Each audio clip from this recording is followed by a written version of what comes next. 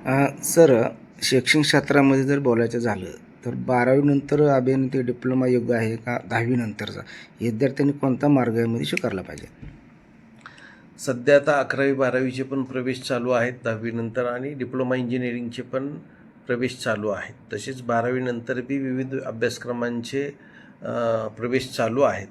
विद्यार्थ्याला 10वी नंतर डिप्लोमा इंजिनिअरिंगला प्रवेश घेता येतो. खरं तर ज्या विद्यार्थ्यांनी अभियांत्रिकीमध्ये आपलं करिअर करायचा निश्चय केलेला आहे त्या सर्व विद्यार्थ्यांनी 12वी नंतर अभियांत्रिकी करण्याच्या ऐवजी 10वी नंतरच अभियांत्रिकीचा मार्ग निवडला तर निश्चितच त्या मुलांना पुढं उच्च शिक्षणामध्ये म्हणजे डिप्लोमा इंजिनिअरिंगनंतर डिग्री इंजिनिअरिंग करताना अभियांत्रिकीचा अभ्यासक्रम शिकण्यासाठी सोपा जातो आणि त्या विद्यार्थ्यांना करिअर करता येतं. आणि एक आपल्या राज्यामध्ये मी पहिल्यापासून एकच सांगतो आहे सगळ्या विद्यार्थ्यांना की महाराष्ट्र हे राज्य सर्व राज्यांपेक्षा शिष्यवृत्तीमध्ये आघाडीवरती आहे. आपल्या राज्यामध्ये मुलींना मोफत शिक्षण केलेलं आहे. तर आपल्या राज्यातील सर्व विद्यार्थ्यांनी ज्यांना अभियांत्रिकीमध्ये करिअर करायचे त्यांनी 10वी नंतरच डिप्लोमा इंजिनिअरिंगचा पर्याय निवडावा असं मला या ठिकाणी वाटतं. आणि त्याचबरोबर प्रवेशाच्या वेळेस आता 10वी नंतरचे प्रवेश असू द्या नाहीतर 12वी नंतरचे प्रवेश असू द्या, पालकांनी विद्यार्थ्याबरोबर राहणं खूप गरजेचं आहे.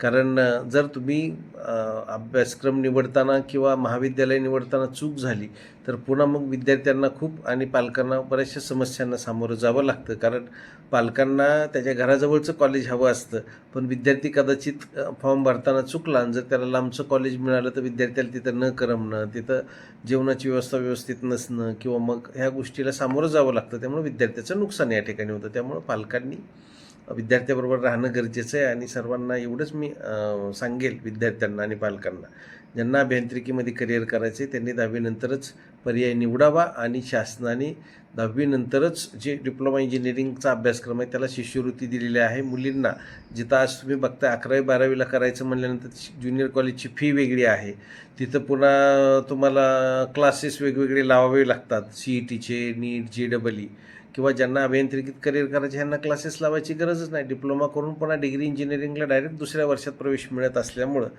विद्यार्थिनींनी 10वी नंतर डिप्लोमा इंजिनिअरिंगचा पर्याय निवडला तर निश्चितच त्यांना करिअर पुढं चांगलं करणार आहे. आणि नोकरीच्या सुद्धा खूप संधी डिप्लोमानंतरसुद्धा तुम्हाला उपलब्ध आहेत. जसं मला सांगायचं आवडेल की या ठिकाणी एखाद्याने सिव्हिल डिप्लोमा केला तर त्याला जिल्हा परिषदमध्ये महानगरपालिकेमध्ये तर नोकरीची संधी आहेच. त्याबरोबर जलसंपदा विभाग, जलसंधारण विभाग, तुमचं भूमी अभिलेख, तुमचं टाउन प्लॅनिंग ह्याच्यामध्ये ज्युनियर इंजिनिअरिंगच्या पोस्ट असतात.